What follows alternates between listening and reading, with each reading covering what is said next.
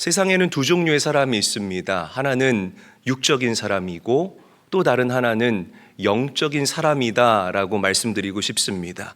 이 관점과 개념으로 또 다루자면 세상에는 또 두 종류의 눈이 있습니다. 육적인 눈이 있고 영적인 눈이 있습니다. 사람은 천성이 이렇게 눈에 보이는 것만을 바라보고 믿으려고 하는 그런 성질이 있습니다. 그런데 하나님의 말씀인 성경은 저와 여러분들에게 그렇게 이야기하지를 않아요. 자, 우리 에베소서 1장 18절 말씀 함께 한번 읽어보도록 하죠. 큰 소리로 읽습니다. 시작.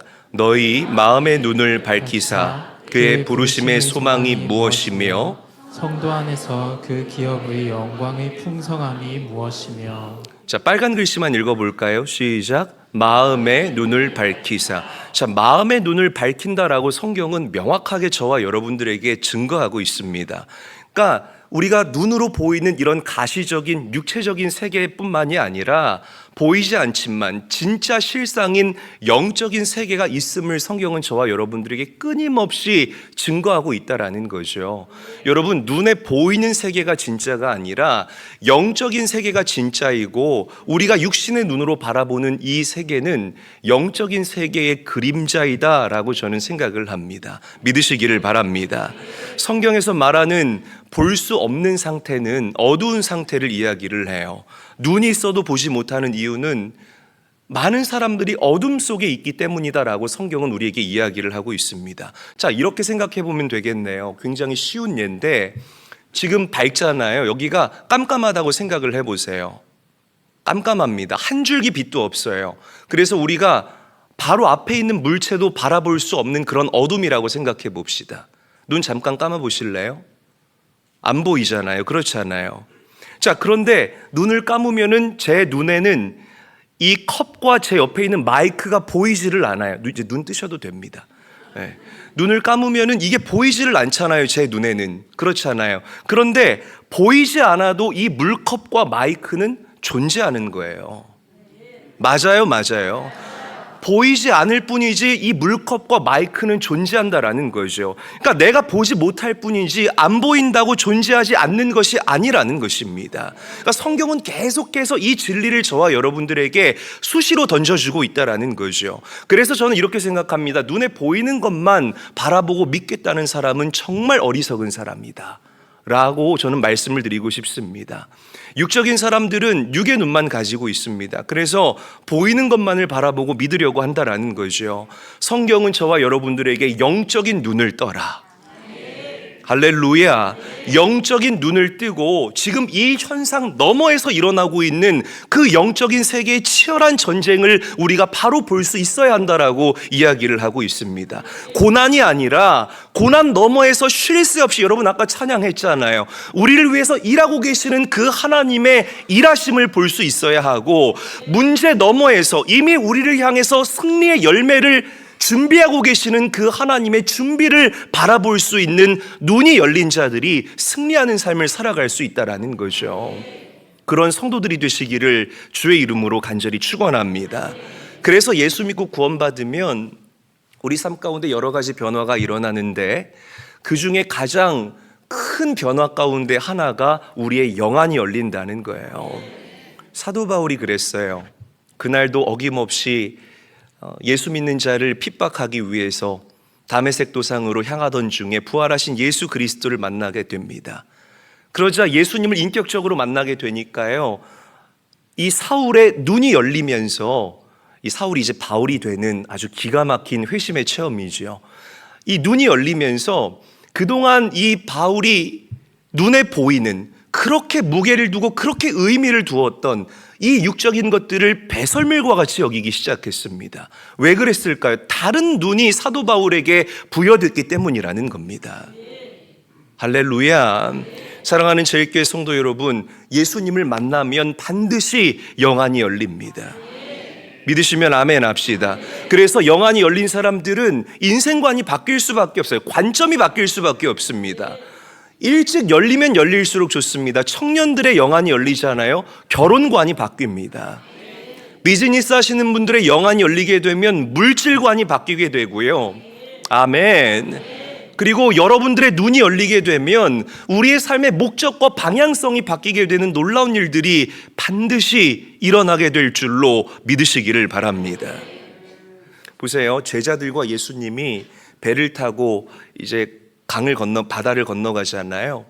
풍랑이 왔어요.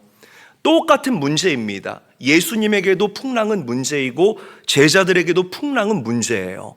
그런데 똑같은 문제 앞에서 예수님은 편안하게 주무시고 제자들은 막 호들갑 떨고 난리가 난 거예요. 어머, 어떻게 우리 이제 죽게 됐다. 아니, 저분은 왜 저기서 저렇게 편안하게 잠만 자고 있느냐. 왜 그랬을까요? 눈이 달랐기 때문에 그런 거예요. 할렐루야. 눈이 달랐기 때문에 그런 거라고요, 여러분. 그래서 나중에 제자들이 고백하잖아요. 저가 누구이기에 파도에게 명할 때에 파도가 잠잠해지는가. 놀라서 이야기를 한다라는 겁니다. 사랑하는 제일교회 성도 여러분, 우리를 조명하시는 분은 성령 하나님이십니다. 질그릇 같지만, 아직 완전하지 않지만, 여러분들의 속사람이 아직 온전하지 않지만 그럼에도 불구하고 성령의 도우심을 간구하고 성령 하나님을 나의 마음 가운데에 담아낼 때에 우리는 그분의 조명하심으로 밝히 보고 밝히 깨닫는 은혜를 경험하게 될 줄로 믿습니다. 그 은혜가 오늘 예배하는 여러분들 모두에게 넘치도록 깃들게 되시기를 주의 이름으로 간절히 축원합니다. 자, 오늘 하갈을 한번 조명해 봤으면 좋겠어요. 굉장히 중요합니다. 이 창세기 21장에 등장하는 하갈은 여러분들이 잘 알다시피 아브라함의 아내였던 사라의 몸종이었습니다. 그리고 아브라함의 첩이었죠. 자, 그런데 이 하갈이라는 여자로서 이 하갈을 조명해 보면 굉장히 여성으로서 참 불행한 인생을 살았다라고 저는 말씀을 드리고 싶어요. 왜냐하면 남자에게 사랑을 받지 못했거든요. 여자들은 남자에게 사랑받을 때 행복합니다. 아멘 한 3분만 하시는데 뭐 아멘 안 하셔도 이게 맞습니다. 사랑받아야 행복해요. 그런데 남편에게 버림받죠. 막 이 자신의 주인인 사라가 핍박하죠. 그런데 왜 자꾸 고난은 좀 이렇게 텀을 두고 오면 좋은데 왜 이렇게 한꺼번에 뭉쳐서 나를 찾아오는 거야? 집에서 쫓겨납니다. 여기 엎친 데 덮친 격으로 혼자 쫓겨나는 게 아니라 하나뿐인 내 아들 이스마엘과 함께 집에서 쫓겨나게 된다라는 거예요. 얼마나 앞이 막막합니까? 자, 우리 하갈의 이야기를 말씀을 계속 빠르게 읽어 내려가면서 이제 어떻게 이 문제를 돌파하는지를 좀 알아볼 건데요. 창세기 21장 14절 함께 한번 읽어볼게요. 한 목소리로 읽습니다. 시작. 아브라함이 아침에 일찍이 일어나 떡과 물 한 가죽 부대를 가져다가 하갈의 어깨에 메워주고 그 아기를 데리고 가게 하니 하갈이 나가서 브엘세바 광야에서 방황하더니. 자, 빨간 글씨를 보면 떡과 물 한 가죽 부대라고 했어요. 이것은 아주 한정적이고 제한된 공급을 상징하는 거예요. 그리고 브엘세바 광야가 상징하는 것은 무엇이냐면 단절, 아까 제가 말씀드렸던 것, 고립, isolate, 굉장히 아주 극심한 고통과 고난을 상징하는 것입니다. 여러분 보세요. 광야에서는 우리의 능력치가 제로가 된다라고 제가 누누이 말씀드렸잖아요. 내 스스로의 힘으로 경작해서 그것을 벌어먹을 수 있는 곳이 아니라는 겁니다. 단절된 곳, 철저하게 고립된 상황. 여러분 오늘 이 하갈과 같이 고립된 상황 가운데에 놓인 성도님들이 계신다면 하나님의 위로가 그들과 함께 있기를 축복합니다. 하나님이 반드시 여러분들 위로하실 것입니다. 자, 하갈이 불쌍한 이유는 광야로 내몰렸기 때문이라는 거예요. 거기에다가 가지고 있는 건 떡과 물 한 가죽 부대, 이게 전부라는 겁니다. 이제 이게 떨어지면 죽을 수밖에 없는 그런 인생이라는 거예요. 그런데 여기서 끝이 아니에요. 자, 우리 15절 말씀 함께 한번 읽어볼게요. 시작. 가죽 부대의 물이 떨어진지라 그 자식을 관목 덤불 아래에 두고. 자, 물이 어떻게 됐다고요? 떨어졌다는 거예요. 어머, 물 요거 하나 있는데 요것도 떨어졌네. 성경에서 말하는 물은 생명을 상징합니다. 물이 다 떨어졌다는 것은 이제 필연적으로 죽을 수밖에 없다라는 거예요. 사람이 이 곡기는 이렇게 끊어도 한 2주, 3주까지는 살아요. 그런데 물은 3일만 우리 안에 공급되지 않으면 사람이 죽습니다. 그래서 여러분들 뭐 40일 금식기도 하는 사람들도 이렇게 보면 주변에 있잖아요. 그러니까 곡기는 괜찮다고 해요. 근데 물은 안 된다는 거죠. 물이 떨어진지라 게임 오버라는 겁니다. 근데 여기서 끝나지 않아요. 읽어볼게요. 16절 말씀 한 목소리로 읽습니다. 시작. 이르되 아기가 죽는 것을 참아 보지 못하겠다 하고 화살 한바탕 거리 떨어져 마주 앉아 바라보며 소리내어 우니. 보세요. 광야예요. 철저하게 고립되어 있는 상황입니다. 도저히 돌파구가 보이지를 않는다라는 거죠. 그런데 떡도 떨어지고 물도 떨어졌어요. 그런데 거기서 끝나지 않고 내 사랑하는 아들 이스마엘이 죽게 생긴 겁니다. 여러분, 이 부모가 돼가지고요, 자식 죽어가는 모습을 맨정신으로 지켜볼 수 있는 부모가 이 세상에 어디 있겠습니까? 그래서 이 이스마엘이 죽어가는 걸 차마 가까이서 두고 볼 수 없으니까 멀찌감치 떨어져서 그냥 하나님께 소리내서 우는 거예요. 하나님, 내 인생 왜 이러죠? 하나님, 내 아들 지금 죽어가고 있는데 하나님, 나 너무 불쌍한 것 같아요. 왜 고난은 이렇게 텀을 두고 찾아오지 않고 엎친 데 덮친 데 또 덮친 격으로 왜 이렇게 나를 힘들게 하는 겁니까? 막 이 어미가요, 막 이게 맨정신이 아니라 막 거의 반쯤 정신이 나가서 하나님께 지금 외치고 울부짖고 있다라는 거죠. 지금은 하나님의 부르심을 받은 그 안산제일교회의 고훈 목사님이라고 계세요. 이분은 목회도 굉장히 잘 하셨지만 시인으로 굉장히 유명하신 분입니다. 그런데 한 번은 이분이 70이 넘어서 이제 은퇴를 하시고 원로가 되셔서 강대상에서 메시지를 전하는데 참 이분의 언어와 그리고 이분의 그 감수성은 굉장히 훌륭하고 뛰어납니다. 어머니에 대해서 회고하시면서 70 넘은 이 어르신이 막 우시는 거예요. 뭐라고 말씀하셨냐면 이렇게 말씀하셨습니다. 우리 어머니는 동태찌개를 끓여오셔서 저에게 살을 발라주셨습니다. 제가 엄마도 좀 들어요 라고 하면 우리 어머니는 나는 살 안 좋아해, 나는 눈알이랑 뼈다귀가 좋더라 라고 하시면서 눈알과 뼈로 밥을 드셨습니다. 제가 암에 걸렸을 때 저를 위해 눈물로 기도하시는 노모의 기도를 들었습니다. 하나님, 차라리 제 생명을 걷어가시고 내 아들, 내 사랑하는 아들을 살려주세요. 하나님, 저는 이제 살 만큼 살았으니 이제 막 시작인 저 아들에게 내 생명을 옮겨주시고 차라리 저를 지금 데려가 주세요. 저는 이렇게 어머니의 사랑으로 살았습니다. 이 이야기를 하면서 막 70이 넘으신 이 어르신이 막 이 눈물을 흘리면서 그렇게 우시는 거예요. 왜 그랬을까? 그 어머니의 사랑이 이 고훈 목사님 마음에 전해졌기 때문이 아닐까라고 저는 생각을 해봅니다. 여러분, 하갈이 이런 마음이었던 거예요. 내 아들이 죽어가는데 나는 이 브엘세바 이 광야에서 죽어도 it's okay. 그런데 내 사랑하는 이스마엘은 여기서 죽게 내비둘 수 없지. 하나님, 제발 나 좀 도와주세요.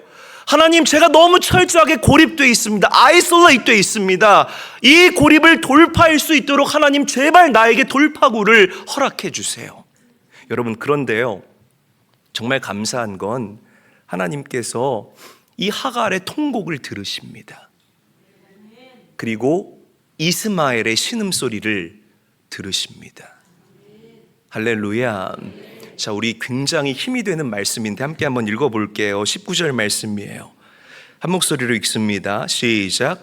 하나님이 하갈의 눈을 밝히셨으므로 샘물을 보고 가서 가죽 부대에 물을 채워다가 그 아이에게 마시게 하였더라. 자, 빨간 글씨만 다시 읽어볼게요. 시작. 하갈의 눈을 밝히셨으므로 샘물을 보고. 저를 따라합니다. 하갈의 눈을 밝히셨다. 더 크게 따라합니다. 하갈의 눈을 밝히셨다. 그래요. 이게 중요한 거예요. 철저하게 고립되고 이제는 막 두 손 두 발 다 쓸 수 없는 그런 상황인데 하나님께서 하갈의 그 부르짖는 눈물의 기도를 들으시고 하갈의 눈을 밝히시고 할렐루야, 그 브엘세바 광야 가운데에서 샘물을 보게 하셨다. 물은 생명이라고 제가 말씀드렸잖아요. 그 철저하게 고립된 그 상황 가운데서 눈을 열어 살 수 있는 그 샘물을 하나님께서는 하갈에게 보게 하시고 선물하시고 부어주셨다는 것입니다. 여러분, 우리 하나님은 고립된 상황 가운데서 여러분들의 눈을 열어서 돌파구를 보게 하시는 하나님이라는 이 진리를 믿으시기를 바랍니다. 낙심하지 마세요, 여러분.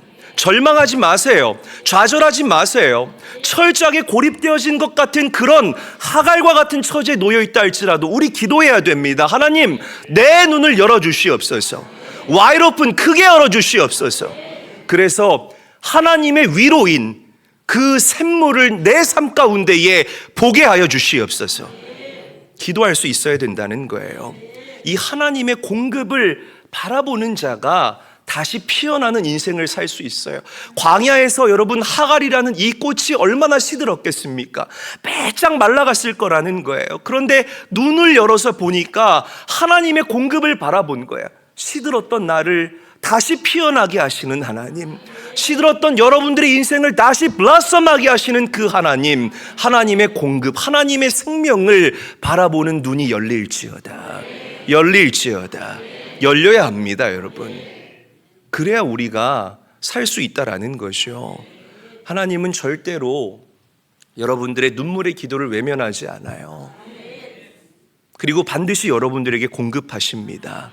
그 하나님의 공급을 볼 수 있는 것, 보는 게 당연한 게 아니에요. 보는 것은 은혜입니다. 옆 사람과 인사할까요? 보는 것은 은혜입니다. 옆 사람과 다시 인사합니다. 아, 눈 좀 떠요. 우리 영적인 눈을 뜹시다. 인사할게요. 사랑하는 저희교회 성도 여러분, 하나님은 여러분들 인생의 비전의 샘물이 되시고 소망의 샘물이 되신다는 사실을 믿으시기를 바랍니다. 문제 누구나 있어요. 저에게도 문제가 있고 문제 없는 사람이 어디 있겠습니까? 그러나 문제에 스스로 고립되거나 함몰되지 마시고 눈을 열어서 하나님의 공급, 그 영적인 생수를 바라볼 수 있는 아름답고 복된 인생들이 될 수 있기를 주님의 이름으로 간절히 축원합니다. 자, 또 다른 고립된 상황에 놓인 사람이 있어요. 열왕기하 6장을 보게 되면 엘리사가 등장합니다. 이 얘기 여러분들 잘 아시죠?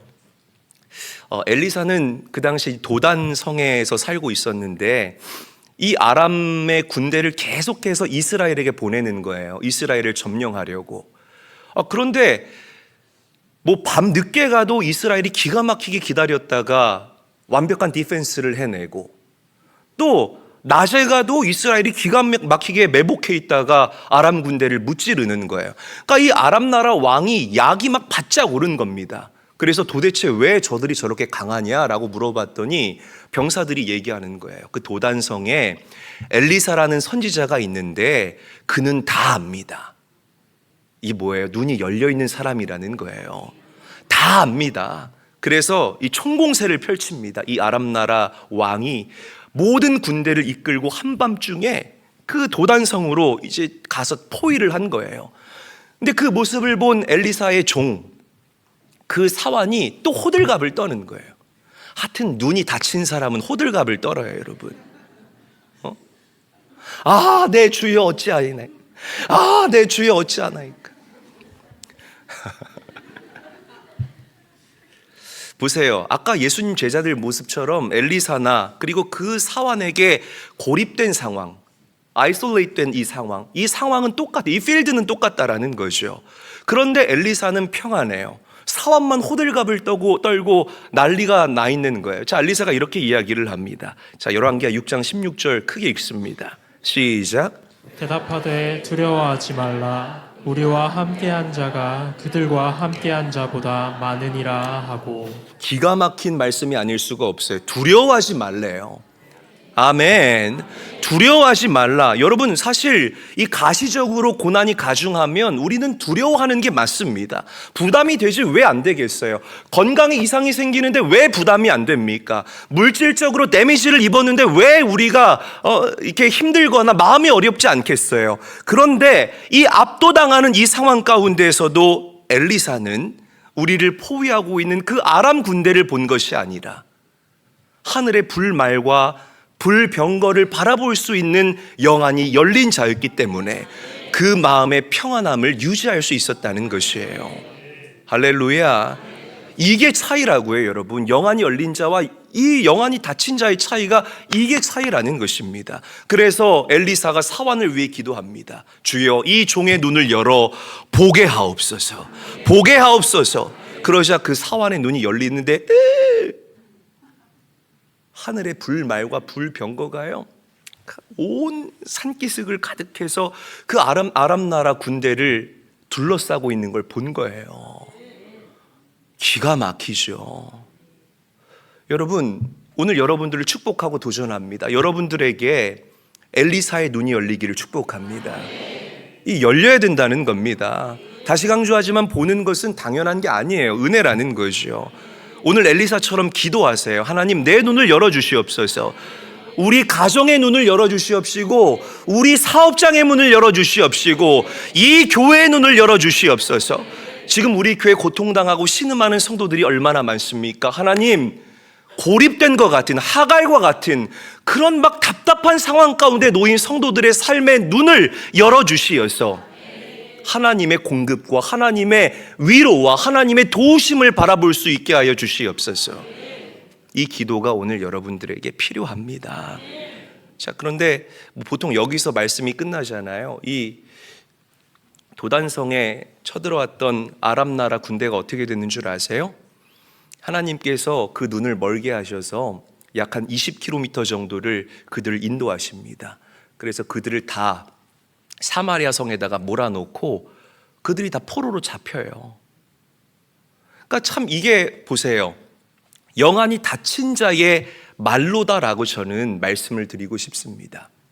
말씀 정리할게요. 우리는 이 눈을 열어달라라는 기도만 보통 하잖아요. 이 엘리사의 말씀을 다룰 때. 그런데 저는 여러분 이 기도도 우리에게 반드시 필요하다고 생각합니다. 주님, 나의 눈을 닫아 주시옵소서. 왜 이 기도가 필요한 줄 아십니까? 교만의 눈을 우리가 닫아야 되고요. 탐욕의 눈을 닫아야 되고요.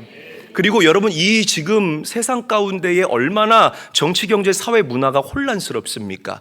올바른 것은 보고 보지 말아야 될 것은 보지 않는 그 닫힌 눈들이 여러분들에게 또 필요하다라는 거예요. 지혜롭게 하나님께 기도하십시오. 하나님, 내 영안은 열어주시고 내 육의 눈은 닫아주시옵소서.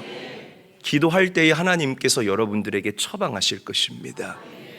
블라썸의 축복은 만개하는, 피어나는 이 은혜는요, 그냥 주어지는 게 아니에요. 영적인 실상을 바로 보고, 그리고 그 영적인 전쟁에서 승리하기 위해 주님께부터 떨어지지 않는 자에게 주시는 하나님의 놀라운 선물임을 여러분 기억하시기를 바랍니다.